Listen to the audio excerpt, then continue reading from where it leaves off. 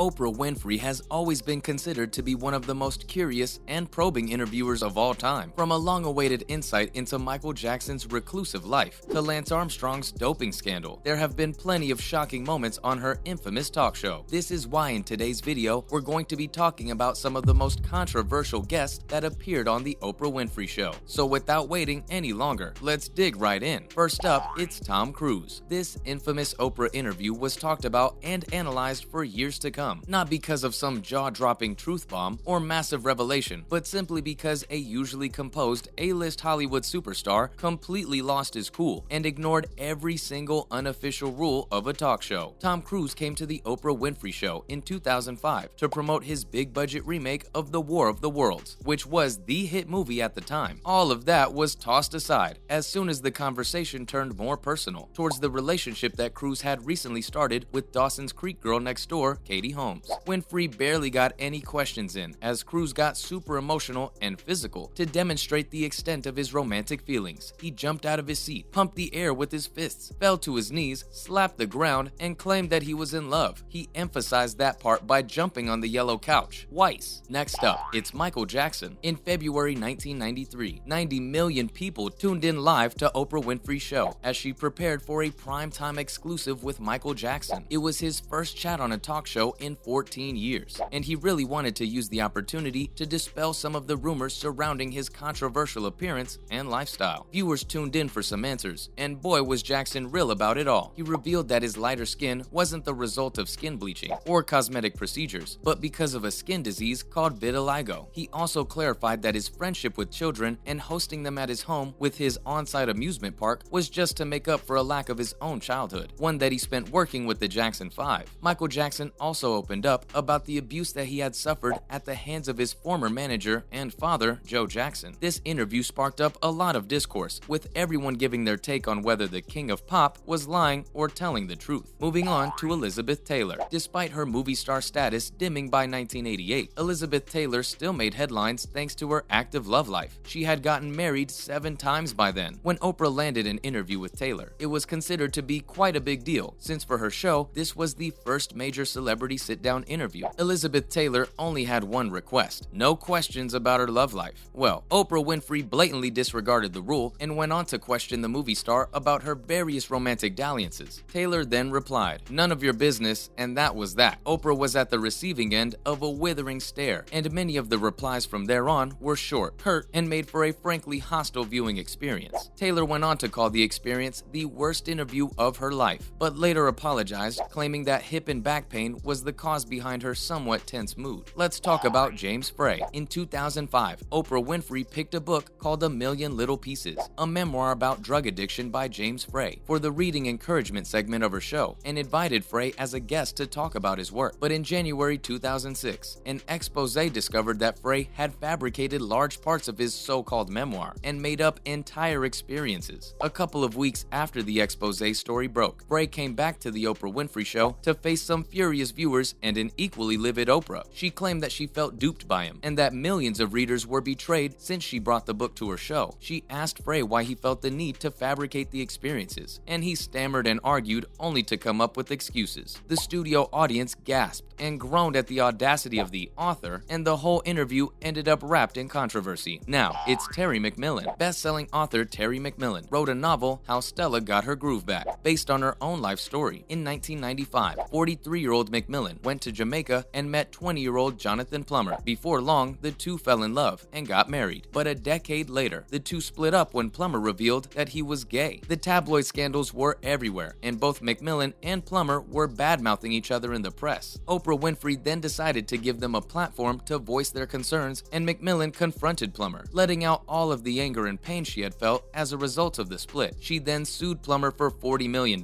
claiming emotional distress and decimating her reputation. McMillan won the suit, but didn't make Plummer pay, and eventually the two patched up and went back to the Oprah Winfrey Show in 2010 to talk about their divorce. Up next, it's Mackenzie Phillips. Former child star Mackenzie Phillips agreed to do a tell-all interview with Oprah Winfrey to talk about her well-known drug abuse. She appeared on the daytime show in 2009 to promote her soon-to-arrive memoir, High on Arrival. She read a passage out loud about waking up from a drug-induced blackout to find her father, John Phillips, of the Mamas and Papas was raping her. Upon confronting him, he merely claimed that they had made love, and there was no assault. But the most shocking part was when Mackenzie revealed that at one point the relationship became consensual, despite Mackenzie getting married, and she continued the sexual relationship for years to come. The only thing that made her ultimately walk away was a pregnancy, where she didn't know if the dad was her husband or her own father. Mackenzie's family members, namely her stepmother Michelle Phillips, denied the allegations and chalked it up to mental illness and drug abuse. Let's discuss Lance Armstrong. From 1995 to 2005, Lance Armstrong changed the world when he became the unprecedented 7-time champion of the Tour de France. His story was lauded for being the epitome of human strength and perseverance, but soon after announcing his retirement in 2005, his entire world came crashing down when a French newspaper published evidence that suggested that Armstrong had been using performance-enhancing substances during the entirety of his career. At first, he denied the allegations, even though multiple teammates confessed to doping alongside the iconic cyclist. In 2013, he went on to the Oprah Winfrey Show and shocked viewers by confessing to the use of PEDs after Winfrey shot a round of rapid-fire questions at him. Armstrong went from sports legend to public villain overnight. On the show, he claimed that he'll spend the rest of his life apologizing and making up for his terrible behavior to win back the trust of his fans. Now, it's Whitney Houston. Despite her mega success, Houston retreated from the spotlight after a controversy-filled interview with Diane Sawyer in 2002. In 2009, she decided to break her silence with the Oprah Winfrey Show, which soon became one of the most shocking interviews to date. The legendary singer got up close and personal about the breakdown of her intently painful and tumultuous 14-year marriage to R&B singer Bobby Brown. She spoke about the emotional and physical abuse, the alleged infidelity, and her own struggles with trying to overcome her serious drug addiction. She claimed that her husband became jealous of her success, and somewhere along the marriage, she started dimming her light, playing down her success to ensure they could work it out. She spoke in detail about some of the ugliest moments she endured in her marriage, until she finally divorced him in 2007. The shocking revelations left the audience in tears, as they heard firsthand the account of what Houston had to endure during the extent of her marriage to Brown, wrapping up with Sarah Ferguson. Before Meghan Markle and Prince Harry sat down with Oprah Winfrey to reveal some shocking accusations about the royal family, there was Sarah Ferguson. In the 1980s, Prince Andrew and Sarah Ferguson were earning just as much media attention as the infamous Charles and Princess Diana. Ferguson sat down with Oprah to discuss the harsh reality of life at Buckingham Palace in a tell-all interview in 1996. After her 10-year marriage with the prince ended, she claimed that royal life was no fairy tale, where even opening the windows of Buckingham Palace was considered to be wrong. She also talked about the cruelty of the British press when her 6-year marriage ended, calling them incredibly invasive at a time when she needed to understand her turmoil and trauma the most. Ferguson would then return to the Oprah Winfrey Show for several reasons, including the time she wasn't invited to William and Kate's royal wedding. That's a wrap for this video. Do you have any thoughts about these controversial interviews? Let us know in the comments below. Make sure to give this video a thumbs up and subscribe to our channel for more videos like this. See you in the next one.